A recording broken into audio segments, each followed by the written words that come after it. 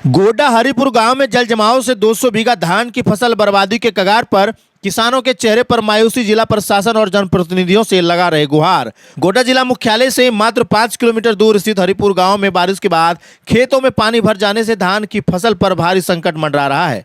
ग्रामीणों के अनुसार करीब 150 से 200 बीघा खेत में जल जमाव हो गया है।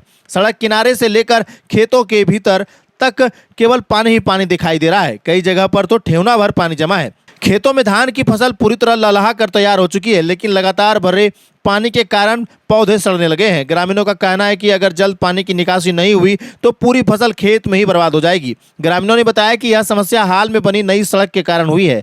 पहले यहां पर पुल था जिससे पानी का निकासी आसानी से हो जाता था, लेकिन सड़क निर्माण के दौरान पुल को बंद कर दिया गया और बिना नया पुल बनाए सड़क बना दी गई। नतीजा बारिश का पानी अब खेतों में ही फंसा हुआ है। आज रविवार सुबह 9 बजे ग्रामीणों ने खेत में इकट्ठा होकर मीडिया कर्मियों से बातचीत करते हुए जिला प्रशासन व जनप्रतिनिधियों से तत्काल समाधान की मांग की है। उन्होंने चेतावनी दी है कि अगर कार्रवाई नहीं हुई तो वे धरना प्रदर्शन करने पर मजबूर होंगे। दिक्कत यही हो रहा है कि यहाँ बरसात पड़ने के कारण पूरा जल जमाव हो रहा है और जिसके चलते 100-150 बीघा जमीन जलमग्न है और सब में धान लगा हुआ है और सब धान गल गया है। मतलब जितना यहाँ से जो पीछे आपके दिख रहा है, जितना पानी दिख रहा है, सब में जब धान लगा हुआ है, सब में धान फसल लगा हुआ है और पानी के चलते सब गल रहा है और पानी निकासी का कोई साधन ही नहीं है। पानी निकासी का साधन इस रोड में एक जगह पुल था, वो रोड वाला पुल को भी भर दिया, जिसके चलते हम लोग का डंगड़ है, डंगड़ को भी मेटल तेटल से भर दिया है। जो रोड जो बनाया डंगड़ भी भता गया, जो पानी निकासी नहीं हो रहा है। कौन सा गांव है? हरिपुर। और ये जगह कौन सा है? हरिपुर गरबन्ना। मतलब ये सड़क बनने के कारण हो रहा है जी।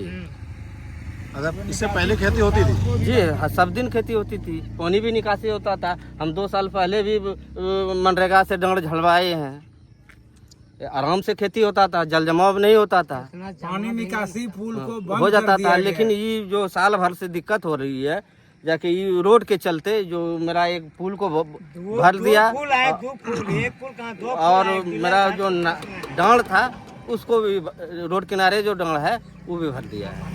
मतलब अगर वो सही हो जाएगा तो खेती हो जाएगी। हाँ खेती हो जाएगा। कैसे खेती होगा आप लोग का? बात है कि ये नाला तो एकदम पुराना नाला है, एक यही मात्र नाला है जो इसका निकास का है, लेकिन ये रोड बनने के कारण उसको अवरुद्ध कर दिया गया, बंद कर दिया गया। अच्छा, इसके बाद हुआ क्या कि इसका नतीजा हुआ कि अभी 200 एकड़ में धान लगा हुआ है, सब धान सड़ गया। पूरा ग्रामीण घर का पैसा कौड़ी खर्चा करके खेती किया, अभी सब मजबूर है, बैठ के रो रहा है। लेकिन न हमारे जिला प्रशासन का इसका ध्यान हुआ।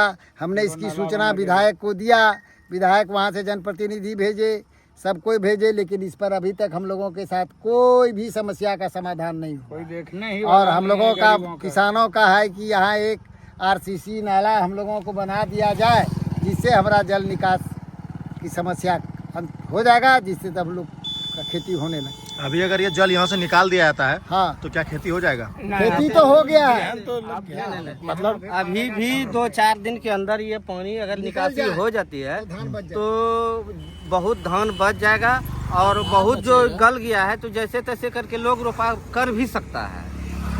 स्थानीय प्रशासन को सूचना दिए हैं? ये स्थानीय प्रशासन को हमारे अरुण चाचा के द्वारा जानकारी दिया गया था और अभी तक इसकी कोई शुद्धि नहीं ली गई है प्रशासन के द्वारा।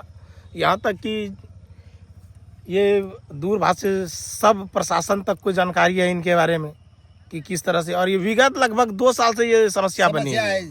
और बनने के बाद हाँ ये हुआ है क्या कि जब रोड बन रही थी, ये रोड PWD, इस पे हम लोगों ने ठेकेदार को बोला कि भाई डांड में जो गिरा हुआ है आपका मेटल आप उसको उठा दीजिएगा तो हम लोग का सड़ेगा नहीं धान। और मनमानी तरीका से अपना किया, जो नाला पानी मुख्य निकास था उसको भी इन्होंने ढकने का काम किया और आज ढक दिया। ये नतीजा है कि हम लोग का लगा 200 एकड़ जमीन नहीं निकाल सकता। कल लगभग 50 आदमी कि अपना सर्वदान किया है अपने से, तब थोड़ा थोड़ा पानी निकला है। निकल रहा है, हम लोग 50 आदमी कल पोखर के पीड़ के बराबर वहाँ ऊपर पानी चढ़ चुका था। ये तो रात भर में जिला प्रशासन अगर संज्ञान ले लेता फिर आप लोग का अगला कदम क्या होगा? जिला प्रशासन अगर संज्ञान ले लेती तो कम से कम हम लोग का जो धान डूबा हुआ है ना, नहीं, अगर नहीं लेगी तो क्या करिएगा? तब हम लोग क्रमबद्ध आंदोलन करेंगे, अपना भूख हड़ताल पे बैठेंगे, दूसरा कुछ उपाय है नहीं। आमरण अनशन पर बैठेंगे। अपना खेत है के पास ही बैठेंगे, हाँ।